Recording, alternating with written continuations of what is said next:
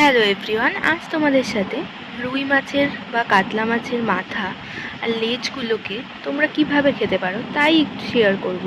দেখো, মাছের মাথা দিয়ে মুড়িঘণ্ট, মাছের মাথা দিয়ে ডাল, এসব তো আমরা খেয়েই থাকি, কিন্তু বেশ হালকা পাতলা করে মাছের মাথা আর লেজ দিয়ে ঝোল খেয়েছো কখনো? তাহলে আজ আমার সাথে এই রান্নাটা করো।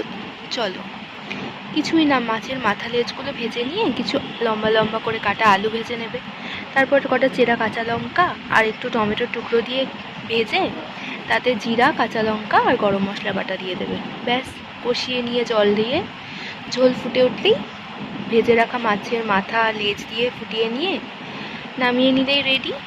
কি, কেমন? তাহলে একদিনকে এটা ট্রাই করে আমায় অবশ্যই জানাবে কিন্তু কেমন লাগছে। আমি আশা করছি ভালোই লাগবে, খারাপ লাগবে না। আর সাথে যে আজকে আমার লাঞ্চের অন্য মেনুটার জন্য ফলো করো।